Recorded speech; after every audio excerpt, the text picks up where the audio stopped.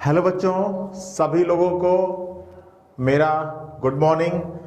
आज आपका नया टॉपिक है जिसका नाम है सिलॉक्स। तो आज हम लोग सिलॉक्स के बारे में पढ़ने वाले हैं, जिसको हिंदी में कहते हैं न्याय निगमन। ठीक है, तो देखिए ये टॉपिक आपके एग्जाम के लिए बहुत ज़्यादा इंपॉर्टेंट होने वाला है, इसलिए इस टॉपिक का कॉन्सेप्ट मैं पहले बताऊंगा। आज की क्लास में मैं कॉन्सेप्ट के बारे में डिस्कस करूंगा।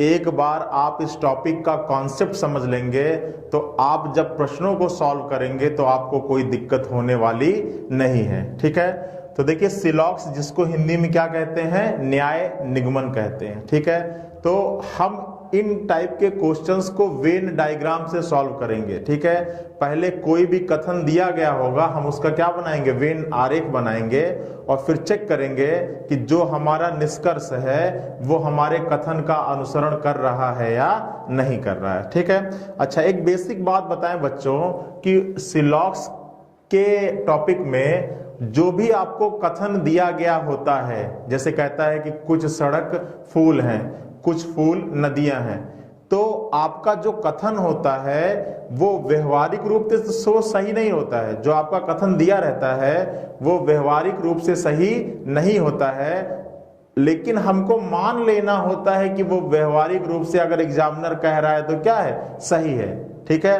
क्योंकि भाई आपको पता है कि सड़क फूल नहीं होता है, सड़क नदियां नहीं होती हैं। ठीक है, तो लेकिन हमको मान लेना है कि एग्जामिनर कह रहा है तो वो कथन सत्य है, और फिर उस कथन के आधार पर अपने निष्कर्ष को क्या करना है, मैच कराना है। ठीक है, अब कथन के आधार पर निष्कर्ष को कैसे चेक करते हैं, किन बातों का ध्यान रखते हैं, इन चीजों के बारे में, इन बारीकियों के बारे में हम आज के पार्ट में अध्ययन करने वाले हैं। ठीक है, तो देखिए सबसे बेसिक अगर बात करूं मैं, सबसे बेसिक अगर बात की जाए तो जब भी आप सिलॉक्स के क्वेश्चन को देखते हैं, अगर हम सिलोलिज्म की बात करें,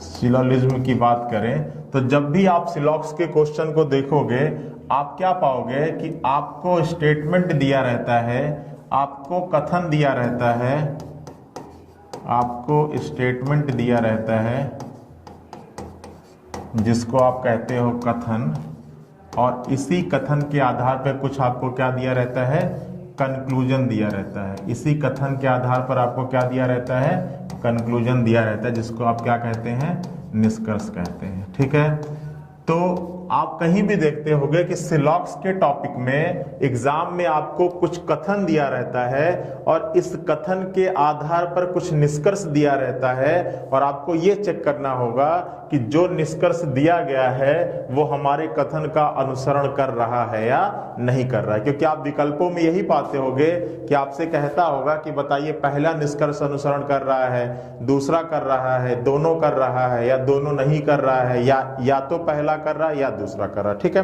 तो चलिए अब सबसे बेसिक चीज हम ये डिस्कस करने वाले हैं कि पहले आपको मालूम होना चाहिए कि कथन क्या होता है। ठीक है, कथन क्या होता है, तो देखिए अगर सीधे शब्दों में मैं आपसे कहूं तो कथन क्या होता है, किसी विषय, किसी भी टॉपिक, किसी भी सब्जेक्ट, ठीक है, किसी विषय वस्तु के बारे में जो हम अपनी राय रखते हैं वो हमारा क्या कहलाता है, कथन कहलाता है। ठीक है, किसी भी विषय वस्तु के बारे में जो हम अपनी राय रखते हैं वो हमारा क्या कहलाता है, कथन कहलाता है। आई बात समझ में?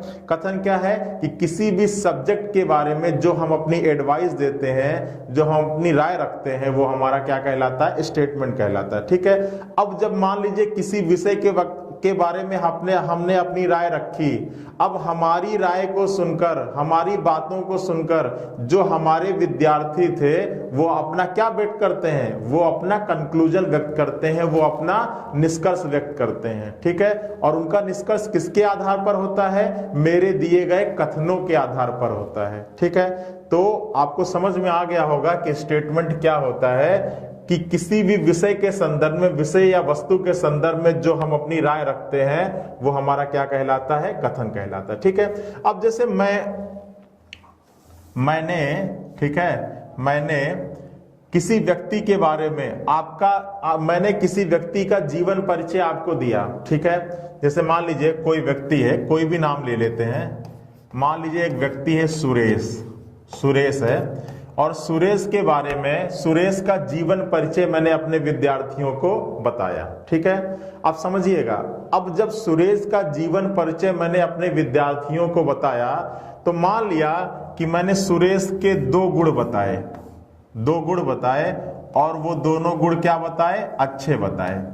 समझिएगा, पहले कॉन्सेप्ट समझिएगा, फिर तो आप क्वेश्चन को बहुत ही इजीली सॉल्व कर लोगे। ठीक है, मान लिया एक व्यक्ति था जिसका नाम था सुरेश, मान लीजिए बहुत ही मान लीजिए कोई विख्यात राइटर है सुरेश। ठीक है, अब विख्यात राइटर है और इसका जीवन परिचय आपके एग्जाम में आता है। ठीक है, या कोई व्यक्ति इसके बारे में आपको जानना जरूरी है, तो आपने मुझसे पूछा कि सर सुरेश के बारे में आप बताइए। ठीक है, मैं आपको बताया कि सुरेश का 2 गुण बताया और दोनों गुण मैंने क्या बताया, अच्छा बताया।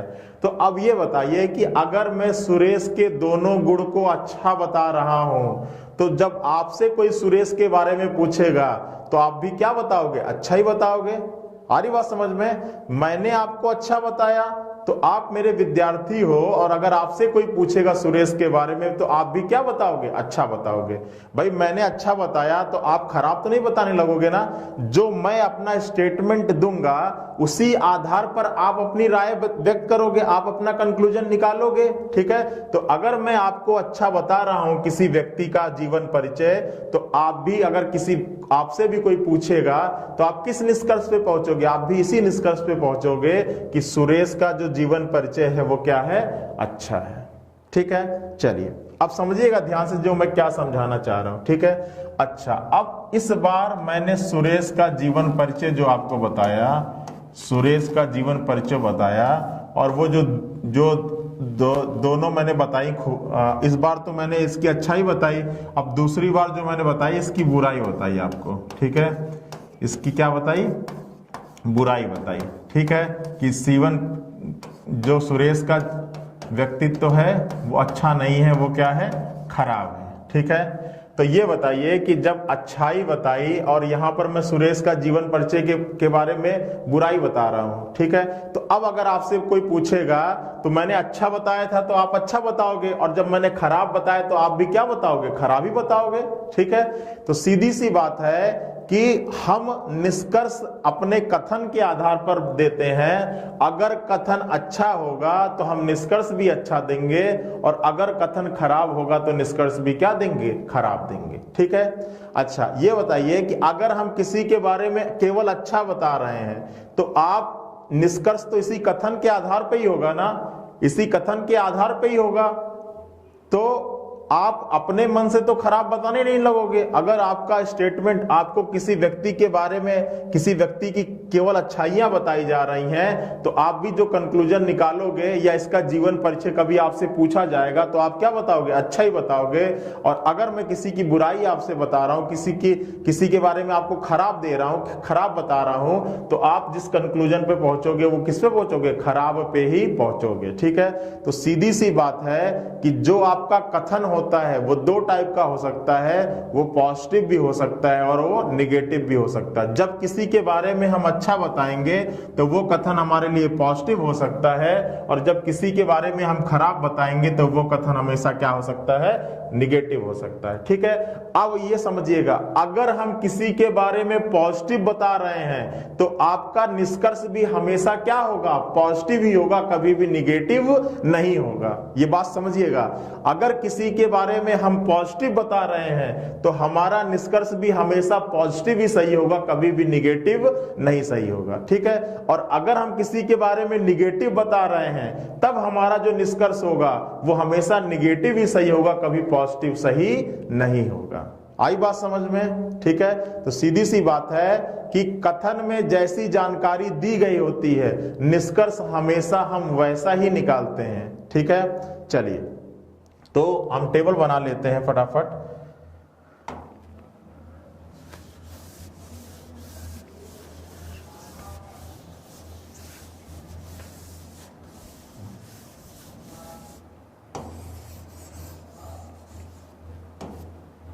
अब देखिए, मैंने बताया कि स्टेटमेंट जो है वो 2 प्रकार का होता है आपका।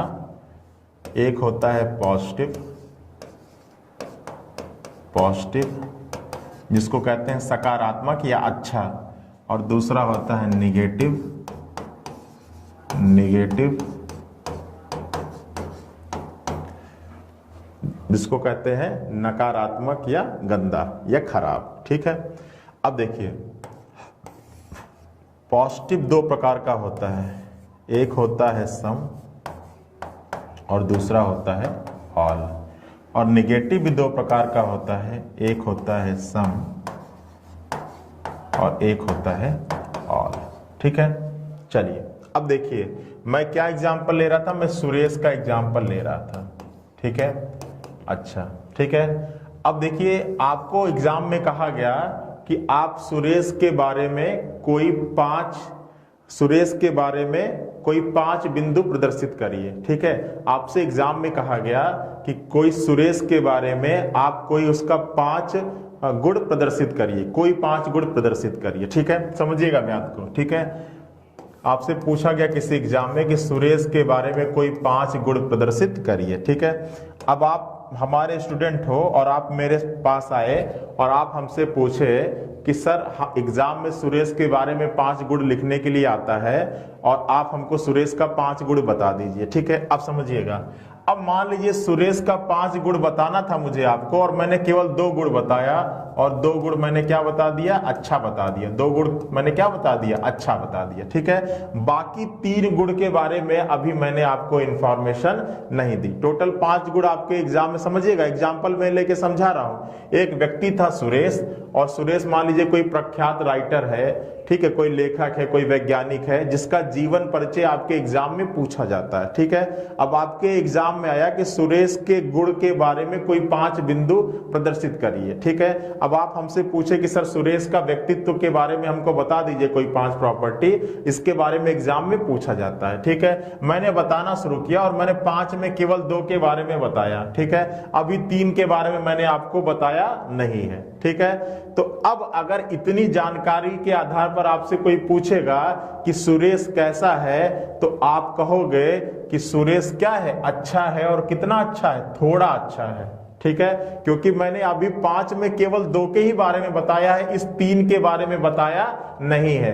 और जब तक मैं इन 3 के बारे में नहीं बता दूंगा आपको, तब तक आप ये नहीं कहोगे कि सुरेश पूरा अच्छा है। अभी अगर आपको मैं केवल इतनी जानकारी दे रहा हूं, सुरेश के केवल 2 गुण को बताया है 5 में से, तो आप केवल इस 2 गुण के आधार पर यही बोलोगे कि सुरेश अच्छा है, लेकिन सर ने बताया है कि सुरेश कितना अच्छा है, थोड़ा ही अच्छा है। जब तक बाकी 3 गुण के बारे में और सर नहीं बता देंगे, तब तक हम ये नहीं बता सकते हैं कि सुरेश पूरा अच्छा है। ठीक है, तो अब आपने जो अपना स्टेटमेंट प्रकट किया वो पॉजिटिव प्रकट किया, और कितना पॉजिटिव प्रकट किया, सम पॉजिटिव प्रकट किया। ठीक है, अच्छा अब यही मैं अगर सुरेश का गुण बताऊं और यहां पर मैंने ये सारे 5 गुण अच्छा लिख दूं, तो अब आप कंफर्म कहोगे कि सुरेश सर अच्छा है। और कितना अच्छा, अब देखिए अब मैं जो मैं अपना स्टेटमेंट प्रकट किया सुरेश के बारे में, वो पॉजिटिव प्रकट किया। और कितना पॉजिटिव प्रकट कर दिया, ऑल पॉजिटिव प्रकट कर दिया। ठीक है, अब देखिएगा, पहले मैं स्टेटमेंट की बात कर रहा हूं, फिर आऊंगा निष्कर्ष पर। ठीक है, अच्छा तो ये तो था सुरेश की अच्छाई। अब अगर मान लो मैं सुरेश के बारे में आपको अच्छा ना बताऊं, सुरेश के बारे में आपको बताऊं कि सुरेश क्या है, खराब है, तो मैंने मान लीजिए 2 बिंदु पे खराब बताया, बाकी 3 के बारे में नहीं बताया। तो अब आप क्या कहोगे, अब मेरा जो स्टेटमेंट हो गया सुरेश के बारे में, वो कैसा हो गया, निगेटिव हो गया। लेकिन केवल अभी 2 ही मैंने निगेटिव बताया है, कि मतलब सुरेश खराब है, लेकिन कितना खराब है। अब जो निष्कर्ष निकालोगे वो इतनी स्टेटमेंट के बारे में ये निकालोगे कि सुरेश खराब है, कितना खराब है, थोड़ा खराब है। ठीक है, तो स्टेटमेंट निगेटिव भी हो सकता है, और कितना निगेटिव हो सकता है, थोड़ा निगेटिव हो सकता है। भाई अगर मैं सुरेश के बारे में थोड़ा बताऊंगा और खराब बताऊंगा, तो वो स्टेटमेंट, मेरा स्टेटमेंट सुरेश के बारे में निगेटिव होगा। और कितना निगेटिव होगा, थोड़ा निगेटिव होगा। ठीक है, अच्छा मैं पूरा ही खराब बता दूंगा। ठीक है, अगर मैं पूरा ही खराब बताया तो हमारा स्टेटमेंट क्या होगा, निगेटिव होगा सुरेश के बारे में। और कितना निगेटिव हो जाएगा, ऑल निगेटिव हो जाएगा। आई बात समझ में। ठीक है, तो जो कथन होता है किसी व्यक्ति के बारे में या किसी विषय के बारे में जो हमारी राय हो सकती है वो दो प्रकार की हो सकती है। पहला हो सकता है सकारात्मक और दूसरा हो सकता है नकारात्मक। पहला हो सकता है पॉजिटिव और दूसरा हो सकता है निगेटिव। अब ये पॉजिटिव और निगेटिव भी दो टाइप का होता है, ठीक है। पॉजिटिव सम और ऑल होता है और निगेटिव भी सम और ऑल होता है। आई बात समझ में? चलिए अब आते हैं अपने निष्कर्ष की तरफ, ठीक है। अब देखिए जो निष्कर्ष है, जो कंक्लूजन है, ये दो प्रकार का होता है। कौन कौन सा? एक होता है आपका डेफिनिट, एक होता है डेफिनिट और दूसरा होता है पॉसिबिलिटी। एक होता है डेफिनिट और दूसरा होता है पॉसिबिलिटी, ठीक है। जो आपका निष्कर्ष होगा वो दो प्रकार का होगा। पहला तो डेफिनिट जिसको निश्चित रूप से आप बोलते हैं और दूसरा होता है पॉसिबिलिटी जिसको संभावना में बोलते हैं, ठीक है। अब ये बताइए कि अगर यहाँ पर सुरेश के बारे में मैंने बताया है और सुरेश की मैंने बुराइयां ही आपको बताई हैं, अच्छाइयां नहीं बताई हैं, ठीक है। तो मैं अगर कहूं कि सुरेश अच्छा, मैंने आपको बताया कि सुरेश खराब है और सुरेश के पांचों बिंदु मैंने आपको निगेटिव ही बताए हैं, ठीक है। तो अब जो आपका कंक्लूजन होगा, अब आपको सुरेश के बारे में पूरा पता चल गया, तो अब जो आपका कंक्लूजन जो होगा सुरेश के बारे में वो डेफिनिट होगा कि पॉसिबिलिटी होगा? तो आप कहोगे सर डेफिनिट आप बताओगे, ठीक है, निश्चित रूप से बताओगे, क्योंकि मैंने सुरेश के बारे में पूरा आपको निश्चित रूप से बता दिया है, ठीक है। लेकिन अगर सुरेश के बारे में मैंने अच्छा बताया होगा तो आपका जो डेफिनेट में कंक्लूजन होगा वो क्या होगा? पॉजिटिव होगा। अगर मैंने सुरेश की अच्छाइयां बताई होंगी तो जो आपका कंक्लूजन होगा वो निश्चित रूप से होगा और कैसा होगा? पॉजिटिव होगा। और अगर मैं सुरेश की बुराइयां आपको बताई होंगी तब जो मेरा कंक्लूजन होगा सुरेश के बारे में वो डेफिनिट होगा, लेकिन कैसा हो जाएगा? निगेटिव हो जाएगा, ठीक है। तो यहां भी आपका जो कंक्लूजन होता है वो पॉजिटिव और निगेटिव होता है। मतलब जो हमारा निष्कर्ष होगा वो भी पॉजिटिव और निगेटिव हो सकता है, ठीक है। अब अगर आपको मैं पॉजिटिव बता रहा हूं किसी के बारे में, मैं सकारात्मक बोल रहा हूं, तो आपका निष्कर्ष भी सकारात्मक होगा। और अगर मैं किसी के बारे में नकारात्मक बोल रहा हूं तो आप जो मेरा निष्कर्ष होगा वो कैसा, जो आपका निष्कर्ष होगा वो कैसा होगा? नकारात्मक ही होगा, ठीक है। अब देखिए पॉजिटिव और निगेटिव भी दो प्रकार का हो जाएगा। एक हो जाएगा सम और एक हो जाएगा ऑल, और ये भी हो जाएगा, एक हो जाएगा सम और एक हो जाएगा ऑल, ठीक है। आ रही बात समझ में? तो देखिए अब यहां से अगर आपसे पूछा जाए कि सिलॉक्स टॉपिक में स्टेटमेंट कितने प्रकार का होता है, तो आप कहोगे कि स्टेटमेंट कितने प्रकार का हो सकता है? 1, 2, 3 और 4, ठीक है। और आपसे पूछा जाए कि सिलॉक्स टॉपिक में निष्कर्ष, किसी भी कथन के आधार पर निष्कर्ष कितने प्रकार का हो सकता है, तो 1, 2, 3 और 4 प्रकार का हो सकता है, ठीक है। अभी हम आपके में पॉसिबिलिटी के बारे में अध्ययन नहीं करेंगे क्योंकि आपके एग्जाम में पॉसिबिलिटी से प्रश्न नहीं आते हैं। तो हम केवल उन्हीं चीज के बारे में यहां पर पढ़ेंगे जो आपके एग्जाम के पॉइंट ऑफ व्यू से क्या है? इंपॉर्टेंट, ठीक है। तो चलिए अब इतने फ्लो चार्ट से आशा करते हैं कि आपका जो बेसिक इंफॉर्मेशन है, जो हल्की सी आइडिया है, वो थोड़ी बहुत क्लियर हो गई होगी, ठीक है। मैंने एक व्यक्ति को लेकर आपको इसको समझाने की कोशिश किया, ठीक है, कि जो भी सिलॉक्स में आप क्वेश्चन देखते हैं उसमें कथन दिया गया रहता है, कंक्लूजन दिया रहता है। अगर आपको किसी व्यक्ति के बारे में पॉजिटिव चीजें बताई जा रही हैं और अगर पूरा पॉजिटिव बताया जा रहा है तो आपका निष्कर्ष भी पॉजिटिव ही होगा। और कितना कितना पॉजिटिव होगा? पूरा ही पॉजिटिव होगा, ठीक है। और अगर मैं किसी व्यक्ति के बारे में पॉजिटिव बता रहा हूं लेकिन पूरा पॉजिटिव नहीं बता रहा हूं, थोड़ा ही पॉजिटिव बता रहा हूं, ठीक है, और बाकी थोड़ा ही पॉजिटिव बताया, बाकी थोड़े के बारे में कुछ भी नहीं बताया, तब आपका जो कंक्लूजन होगा वो डेफिनेट में पॉजिटिव होगा। और कितना पॉजिटिव होगा? थोड़ा होगा, ठीक है। आ रही बात समझ में? तो इतनी चीजें क्लियर है ना। अब चलते हैं और अगला हेडिंग डालते हैं टाइप ऑफ स्टेटमेंट, कथन के प्रकार। इसका एक बार आप लोग इसको नोट डाउन कर लीजिएगा, ये आपका फ्लो चार्ट है, ठीक है। क्लियर है ना? चलिए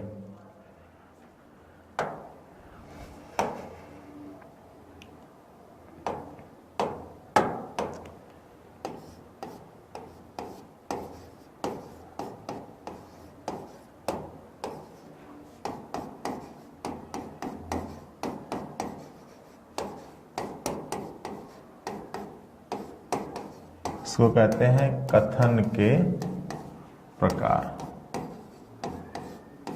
ठीक है, अब देखिए, अभी आपने फ्लो चार्ट में देखा था कि कथन के कितने प्रकार हो सकते हैं, 4 प्रकार हो सकते हैं। ठीक है, अब देखिए आपके एग्जाम में जो भी कथन दिए जाते हैं वो हमेशा 2 वेरिएबल के बीच में दिए जाते हैं। जैसे आपसे लिखता है कुछ पेंसिल किताब है, फिर आपका मान लीजिए लिख देता है सभी किताब फूल हैं।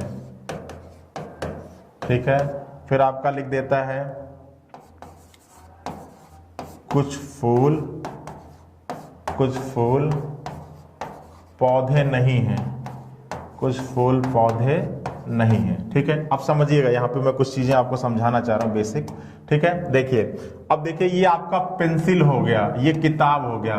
तो पहला जो आपका कथन दिया गया था उसमें क्या आया, पेंसिल और किताब आया। तो ये आपके वेरिएबल हैं। यहाँ पर पेंसिल किताब है तो अगले कथन में इनकी वैल्यू बदल जाएगी। अब यहाँ पर किताब और क्या हो गया, फूल हो गया। ठीक है, अब देखिए फिर अगले कथन में फिर इनकी वैल्यू बदल जाएगी। यहाँ पे फूल और क्या हो गया, पौधा हो गया। तो इन की वैल्यू हर कथन में बदलती रहती है, इसलिए मैं इनको पुकारने के लिए किस शब्द का यूज करता हूं, वेरिएबल। अब मैं जब वेरिएबल बोलूंगा तो मत कंफ्यूज होने लगेगा कि ये क्या बोल रहे हैं सर। ठीक है, आपके कथन में जो 2 आपके टर्म दिए रहते हैं उन्हीं को मैं वेरिएबल कह रहा हूं। क्यों वेरिएबल कह रहा हूं, क्योंकि उनकी जो मान है वो हर कथन में अलग अलग होता है। भाई यहाँ पर पेंसिल किताब है, यहाँ किताब फूल है, यहाँ पौधे और फूल है, अगले में सड़क और पेंसिल दे देगा, अगले क्वेश्चन में झील और पहाड़ दे देगा। ठीक है, तो ये आपके वेरिएबल हो गए। अच्छा, एक चीज और समझिएगा, अब आप कैसे पहचानोगे कि जो आपका स्टेटमेंट पॉजिटिव है या निगेटिव है।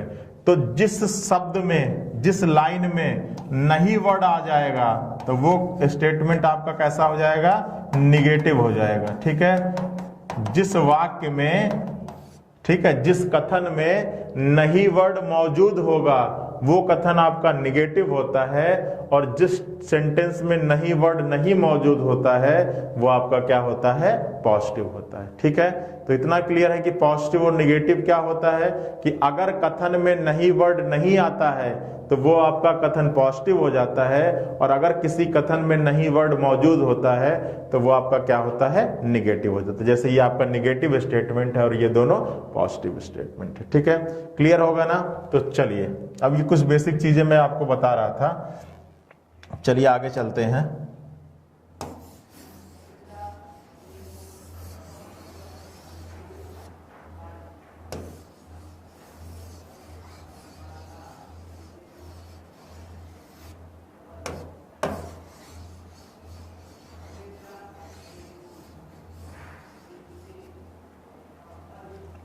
अब देखिए, अब यहां पर मैं आपको समझाने के लिए जो 2 वेरिएबल लेता हूं वो आपका मैं ए ले रहा हूं और दूसरा वेरिएबल क्या ले रहा हूं, बी ले रहा हूं। ठीक है, अब मैं अगर आपसे पूछूं कि बताइए इस ए और बी वेरिएबल को लेकर आप कितने प्रकार के स्टेटमेंट बना सकते हो, तो आप कहोगे सर अभी आपने पीछे बताया हुआ है कि किसी व्यक्ति के बारे में, मान लीजिए एक व्यक्ति है ए और एक व्यक्ति है बी, अब इस ए और बी से मैं आपको स्टेटमेंट बनाने को बोल रहा हूं। ठीक है, तो आप कहोगे सर कि किसी भी वेरिएबल को लेकर आप 4 टाइप के स्टेटमेंट बना सकते हो, 2 पॉजिटिव में और 2 नेगेटिव में। ठीक है, अच्छा पॉजिटिव में क्या बोलेंगे, तो पॉजिटिव में पहले बोलते हैं सम, जिसको कहते हैं कुछ, तो ये हो जाएगा कुछ ए बी है।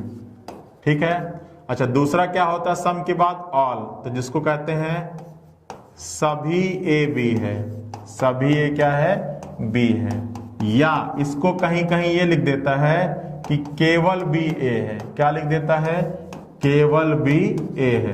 तो दोनों का मतलब एक ही होता है, आप कंफ्यूज मत होइएगा। सभी ए बी है या उसके दूसरे शब्दों में लिखा कि केवल बी ए है, तो इन दोनों का मतलब एक ही होता है। ठीक है, अब ये 2 स्टेटमेंट हो गए आपके पॉजिटिव में। अब आते हैं निगेटिव की बात करते हैं, तो इन्हीं 2 वेरिएबल से निगेटिव में क्या लिखेंगे, तो जब निगेटिव आएगा तो वहां पर नहीं वर्ड मौजूद होगा, तो क्या लिख सकते हैं, कुछ ए बी नहीं है, ठीक है। और दूसरा क्या लिखेंगे कि सभी ए बी नहीं है, सभी ए बी नहीं है, या इसको दूसरे शब्दों में लिखेंगे कोई ए बी नहीं है, कोई ए बी नहीं है, ठीक है। आ रही बात समझ में? तो ये देखिए, हमने दो वेरिएबल के बीच में हमने 4 स्टेटमेंट बना लिया, 2 आपका पॉजिटिव में आ गया और 2 आपका किस में आ गया, निगेटिव में आ गया। क्लियर है ना बच्चों? चलिए अब हम क्या करने वाले हैं, अब हम हर एक कथन को उठाएंगे और हम देखेंगे कि उस कथन से कुल कितने निष्कर्ष बन सकते हैं, और फिर ये चेक करेंगे कि कौन सा निष्कर्ष हमारे कथन का अनुसरण करेगा और कौन सा निष्कर्ष हमारे कथन का अनुसरण नहीं करेगा, ठीक है। हमारे पास ये टोटल कितने स्टेटमेंट है, ये टोटल 4 स्टेटमेंट हमारे पास मौजूद हैं, ठीक है। तो चलिए फटाफट हम लोग स्टार्ट करते हैं। पहले हम लोग लेते हैं टाइप नंबर 1, जिसका नाम है कुछ ए क्या है, बी है। चलिए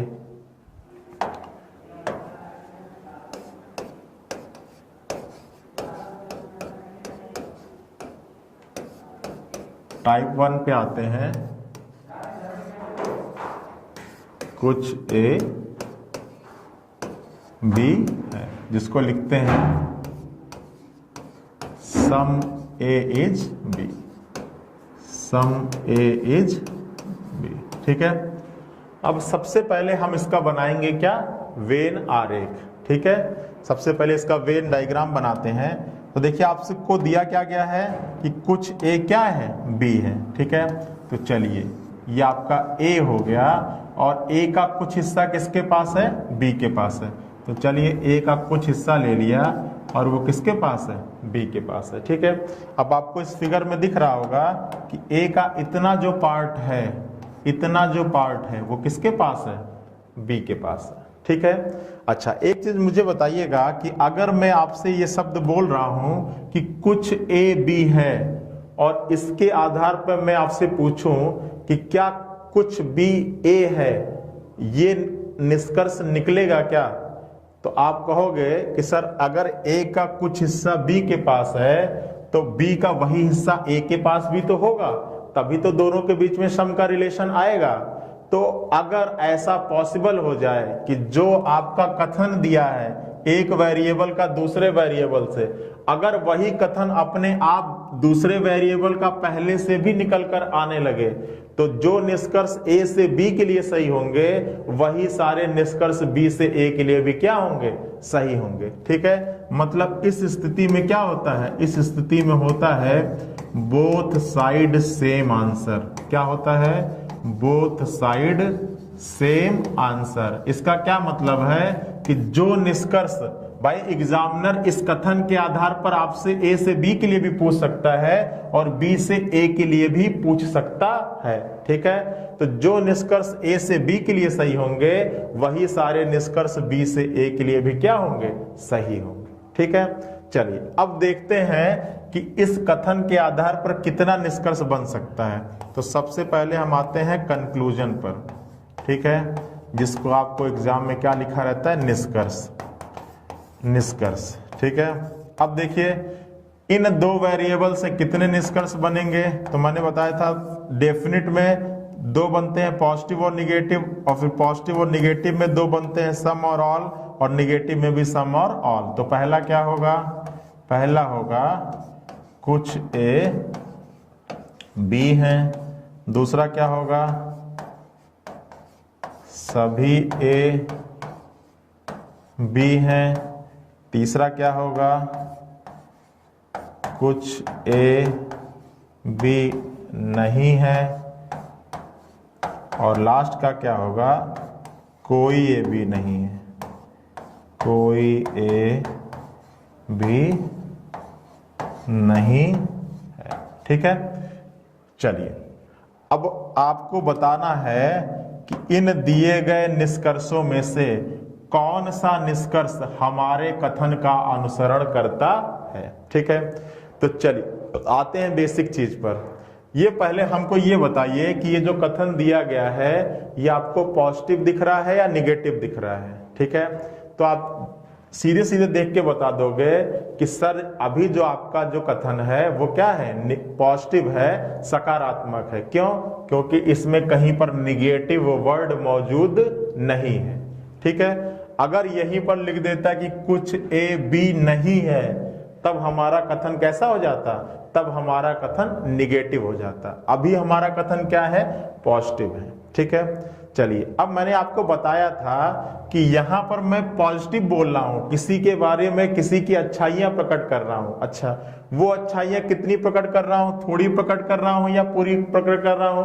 तो आप कहोगे सर आप ए व्यक्ति के बारे में थोड़ा बोल रहे हो और वो थोड़ा क्या बोल रहे हो, अच्छा बोल रहे हो। ठीक है, अब ये बताइए कि अगर मैं किसी व्यक्ति का जीवन परिचय आपको मैं बता रहा हूं और केवल उसकी अच्छाइयों के बारे में बता रहा हूं, तो आप भी जो निष्कर्ष निकालोगे उस व्यक्ति के बारे में वो अच्छा ही निकालोगे, कभी निगेटिव नहीं निकालोगे। ठीक है, तो एक चीज यहां पर आप गांठ बांध लीजिए कि अगर आपका कथन, अगर आपका स्टेटमेंट पॉजिटिव होगा तो आपका निष्कर्ष भी हमेशा पॉजिटिव ही सही होगा, निगेटिव कभी भी सही नहीं होगा। ठीक है, तो इन दोनों निष्कर्षों को आप आंख बंद करके क्या कर सकते हैं, गलत काट सकते हैं। ये दोनों निष्कर्ष इस कथन के लिए कभी भी अनुसरित नहीं होंगे। ये दोनों निष्कर्ष कभी भी हमारे स्टेटमेंट को फॉलो नहीं करेंगे। ठीक है, अब आते हैं अपने पॉजिटिव स्टेटमेंट के ऊपर। ठीक है, कि अब आते हैं अपने पॉजिटिव कंक्लूजन के ऊपर। ठीक है, तो देखिए हमारा कथन पॉजिटिव है तो निष्कर्ष भी पॉजिटिव ही निकलेगा, ये तो बात कंफर्म है। ठीक है, अब कितना पॉजिटिव निकलेगा, थोड़ा पॉजिटिव निकलेगा या पूरा पॉजिटिव निकलेगा? ठीक है, तो ये बताइए हम इस ए व्यक्ति के बारे में कितना आपको बता रहे हैं, इस ए व्यक्ति के जो गुण हैं वो आपको कितने गुण बता रहे हैं? तो कहोगे सर अभी आपने कितना गुण बताया है, केवल थोड़ा गुण बताया है, और वो थोड़ा गुण कैसा बताया है, पॉजिटिव बताया है। तो अभी हम इस ए व्यक्ति के बारे में थोड़ा ही आपको बता सकते हैं, और वो पॉजिटिव बता सकते हैं या निगेटिव बता सकते हैं, तो पॉजिटिव बता सकते हैं। तो यहाँ पर केवल पहला सही होगा, ये भी आपका क्या होगा, गलत होगा। ठीक है, तो क्लियर है, आई बात समझ में? सभी लोगों को बिल्कुल समझ में आ गया होगा, इसमें कोई कंफ्यूजन नहीं होगा। तो सीधी सी बात याद रखिए कि अगर एक वेरिएबल का दूसरे वेरिएबल से पॉजिटिव जानकारी दी गई है तो निष्कर्ष भी हमेशा पॉजिटिव ही सही होता है, और अगर एक वेरिएबल का दूसरे वेरिएबल से निगेटिव जानकारी दी गई है तो निष्कर्ष हमेशा निगेटिव ही सही होता है। ठीक है, ये तो हो गई पहली बात। दूसरी बात क्या है कि यदि एक वेरिएबल का दूसरे वेरिएबल से सम पॉजिटिव, थोड़ी पॉजिटिव जानकारी दी गई है तो एक वेरिएबल का दूसरे वेरिएबल से केवल थोड़ा पॉजिटिव ही सही होगा, पूरा पॉजिटिव कभी भी सही नहीं होगा। इतना क्लियर है ना? इसमें कोई दिक्कत नहीं होना चाहिए। ठीक है, चलिए अब एक एग्जाम्पल के माध्यम से भी हम लिख सकते हैं, इसको थोड़ा समझ लीजिए, एक एग्जाम्पल ले लीजिए, फिर हम चलेंगे अपने अगले टाइप पे। ठीक है, समझिएगा। मान लिया कि आपने कोई एग्जाम दिया, ठीक है, जैसे आपका पेट का एग्जाम होने वाला, ये यूपीएसआई का ही मान लीजिए। ठीक है, यूपीएसआई के एग्जाम में आपको पता है कि हिंदी आता है, रीजनिंग आता है, मैथ आता है और मूल विधि और संविधान आता है। इसको मान लिया हमने आपका जीएस वाला पोर्शन है। ठीक है, चलिए अब आपने एग्जाम दिया और एग्जाम देने के बाद गए, ठीक है, मान लीजिए आपने मॉक टेस्ट दिया, मैंने आपका यूपीएसआई का मॉक टेस्ट लिया और उस मॉक टेस्ट में मैंने आपको हिंदी दिया, रीजनिंग दिया, मैथ दिया और जीएस दिया, और जैसे ही आप एग्जाम देके गए मैंने आपको आपके 2 सेक्शन का मार्क्स बता दिया कि आप 2 सेक्शन में पास हो, बाकी 2 का मार्क्स मैंने कहा कि कुछ दिन बाद बताऊंगा, अभी केवल आप 2 सेक्शन का मार्क्स जान लो, 2 में आप क्या हो, पास हो। ठीक है, अब आप समझिएगा मैं जो समझाने की कोशिश कर रहा हूं। ठीक है, अब देखिए मैंने अब आपके एग्जाम को लेकर जो मैं अपना स्टेटमेंट दिया वो कैसा दिया, पॉजिटिव दिया, और कितना पॉजिटिव दिया, थोड़ा पॉजिटिव दिया। ठीक है, तो जो आपका कथन था कुछ इसी प्रकार का बन रहा था। यहां भी कथन दिया गया है पॉजिटिव, और कितना पॉजिटिव दिया गया है, थोड़ा पॉजिटिव दिया गया। ठीक है, अब मैं इतने कथन के आधार पर मैं आपसे कुछ चीजें पूछूंगा और आप अपने दिमाग में या आप अपने आप से या तो यस बोलना या तो नो बोलना, और अपना आपको खुद ही निष्कर्ष निकल कर चला आएगा। ठीक है, चलिए पहला देखिए, मैं अगर इतनी जानकारी के आधार पर, मैंने अभी केवल आपको 2 का मार्क्स बताया है, 2 सेक्शन का मार्क्स बताया है जो मॉक टेस्ट मैंने लिया, बाकी 2 का मार्क्स अभी आपको बताया नहीं है। ठीक है, अब अगर आपके पास इतनी जानकारी है, इसके आधार पर अगर कोई व्यक्ति आपसे कोई कुछ पूछता है, वो क्या पूछता है मैं अभी बोलने वाला हूं, और आप अपने दिमाग में केवल यस बोलिएगा या नो बोलिएगा। चलिए मैं आपसे पूछूं कि क्या आप कुछ सब्जेक्ट में पास हो, तो आप इतनी जानकारी के आधार पर यस बोलोगे या ना नो बोलोगे, तो आप कहोगे सर बिल्कुल भगवान की कृपा से हम कुछ सब्जेक्ट में क्या है, पास हैं। ठीक है, चलिए दूसरा, अगर मैं आपसे इतनी जानकारी के आधार पे बोलूं कि क्या आप कुछ सब्जेक्ट में, क्या आप सभी सब्जेक्ट में पास हो, तो आप कहोगे सर अभी सर ने केवल 2 का मार्क्स बताया है, 2 के बारे में तो मैं बता सकता हूं, लेकिन अभी मैं सभी के बारे में आपको बता नहीं सकता हूं। ठीक है, क्योंकि जब तक सर सभी के बारे में नहीं बता देंगे तब तक मैं आपको सभी के बारे में बता नहीं सकता हूं। तो देखिए ये दूसरा क्या हो गया, गलत हो गया। ठीक है, तीसरा देखिए क्या कह रहा है कि क्या आप कुछ सब्जेक्ट में फेल हैं, क्या आप कुछ सब्जेक्ट में फेल हैं, तो फिर आप वही कहोगे कि सर केवल 2 के बारे में मुझे पता है, 2 के बारे में तो मैं पास हूं, बाकी मैं 2 के बारे में जब तक पता ना चल जाए तब तक मैं ये नहीं बता सकता हूं कि मैं कुछ सब्जेक्ट में फेल हूं या पास हूं। भाई कुछ में तो पास हूं ये तो पता है, लेकिन बाकी कुछ में क्या हूं ये मुझे पता नहीं है, तो ये भी मैं आपको कंफर्म बता नहीं सकता हूं। चौथा क्या कह रहा है कि क्या आप सारे सब्जेक्ट में फेल हैं, तो कहोगे सर ये तो कभी पॉसिबल ही नहीं हो सकता है, क्योंकि 2 में ऑलरेडी क्या हो चुका हूं, पास हो चुका। ठीक है, तो आई बात समझ में। तो इससे हमको आशा करता हूं कि आपका ये जो स्टेटमेंट और कंक्लूजन है ये बिल्कुल क्लियर हो चुका होगा, कोई कंफ्यूजन अब नहीं होगा आपके दिमाग में। ठीक है, तो क्लियर है ना, स्टेटमेंट 1 सभी लोगों का क्लियर है, कोई दिक्कत हो तो बताना। ठीक है, चलो अब चलते हैं और अपने स्टेटमेंट नंबर 2 को लेते हैं। ठीक है बच्चों, चलिए आइए टाइप नंबर 2। अब देखिए टाइप 2 आपको क्या दिया गया था, टाइप 2 आपसे ये कह रहा है कि सभी ए बी है, क्या है, सभी ए बी है। ठीक है, इसको दूसरे शब्दों में मैंने बताया था, इसको दूसरे शब्दों में हम क्या लिख सकते हैं कि कोई भी ए है, क्या लिख सकते हैं, कोई भी ए है। इन दोनों का मतलब एक ही है। ठीक है, कोई नहीं, इसको केवल लिख लीजिए, कोई नहीं, इसको केवल लिख लीजिए, केवल बी ए। ठीक है, अब एक चीज समझिएगा कि जो केवल शब्द होता है वो रिवर्स में ऑल के रिलेशन को शो करता है।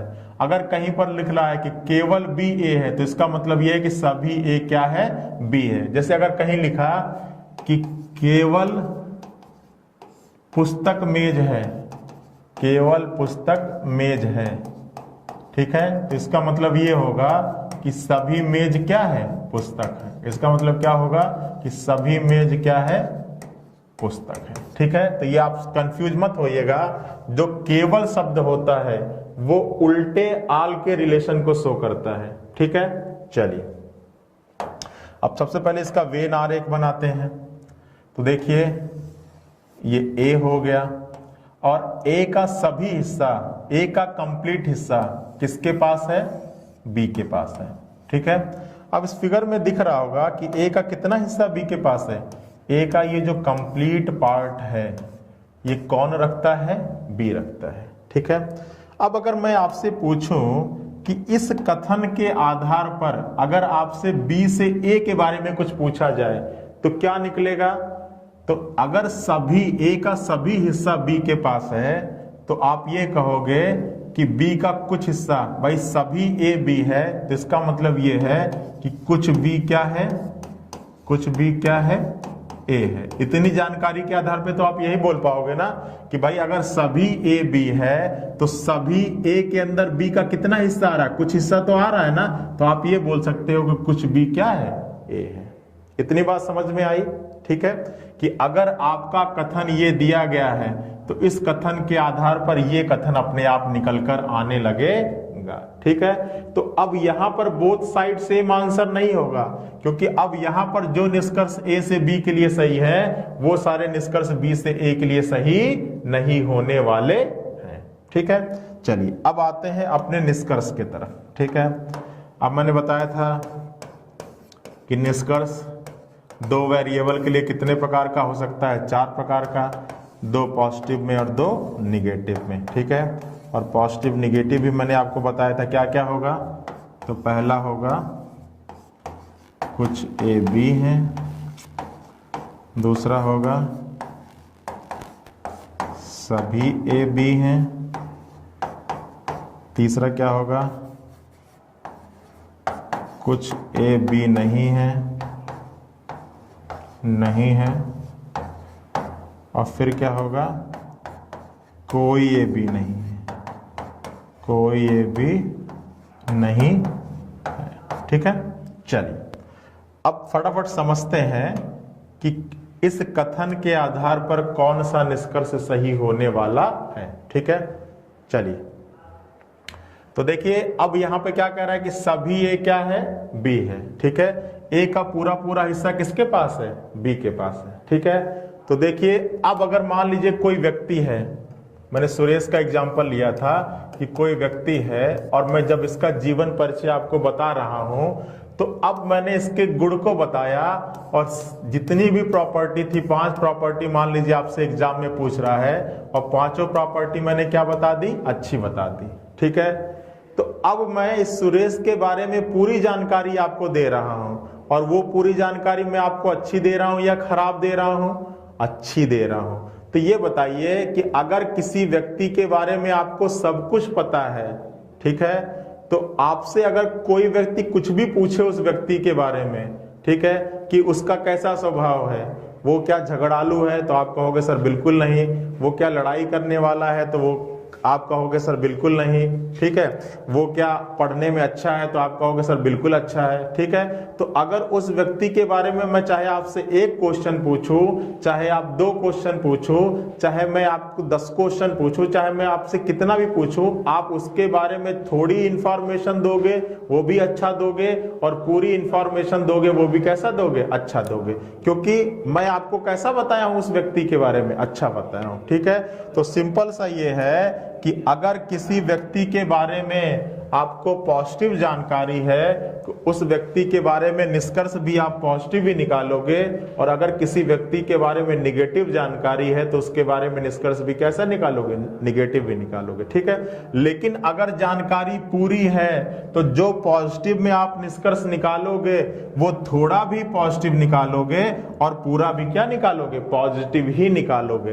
तो जब ऑल होता है तो सम भी सही होता है और ऑल भी सही होता है। भाई निगेटिव तो कभी सही होगा ही नहीं, क्योंकि मैंने पहले ही बता दिया था कि अगर स्टेटमेंट पॉजिटिव होगा तो निष्कर्ष भी पॉजिटिव ही होगा, और अगर स्टेटमेंट निगेटिव होगा तो निष्कर्ष भी निगेटिव होगा। तो निगेटिव तो पहले ही खत्म हो गया।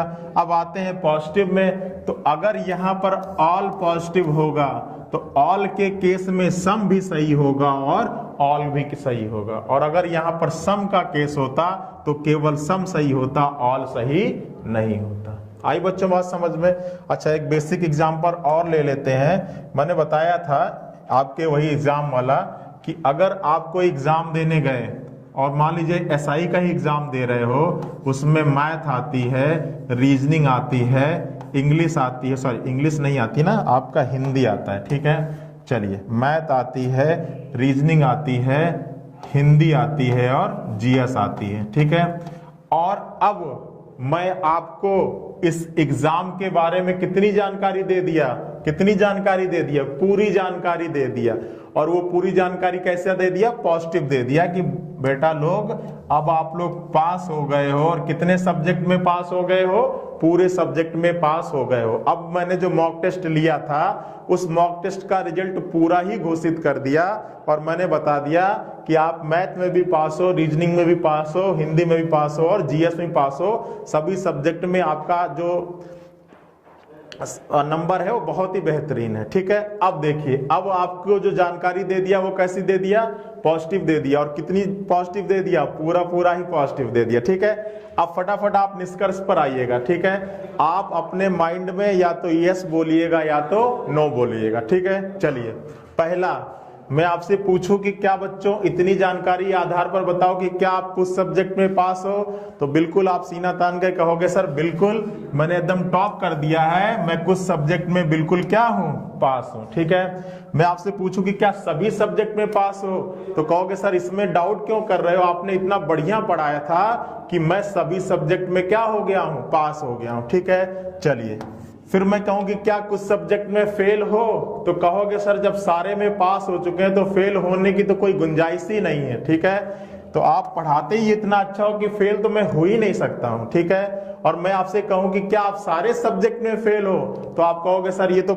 फालतू की बात है, मैं सारे सब्जेक्ट में ऑलरेडी पास हो चुका हूं तो फेल होने की कोई गुंजाइश नहीं है। ठीक है, तो सीधी सी बात है कि मैंने आपका रिजल्ट सकारात्मक बताया था, पॉजिटिव बताया था, तो आप जो कंक्लूजन भी निकालोगे वो हमेशा पॉजिटिव निकालोगे, वो कभी निगेटिव नहीं निकालोगे। ठीक है बच्चों, तो इतनी चीजें समझ में आई ना आपको। ठीक है, चलिए अब अगले पार्ट में हम इसके टाइप 3 और टाइप 4 के बारे में पढ़ेंगे। ठीक है, उसके बाद फिर आइदर और के बारे में डिस्कशन करेंगे और फिर उस पर आधारित ढेर सारे प्रश्नों को क्या करेंगे, सॉल्व करेंगे। ठीक है, चलिए सभी लोग, अच्छा इस चीज को आप भी अपने कॉपी पे नोट डाउन करके समझते रहिएगा। ठीक है, कि आखिर ये दोनों सही किया तो क्यों किया, ये दोनों गलत किया तो क्यों किया। ठीक है, और की पॉइंट्स में आपको बाद में पीडीएफ फॉर्म में मैं यहाँ पे नोट डाउन करके एक्सप्लेन कर दूंगा। ठीक है, चलिए मिलते हैं नेक्स्ट सेशन में, तब तक आप लोग अपना ख्याल रखिए। Thank you.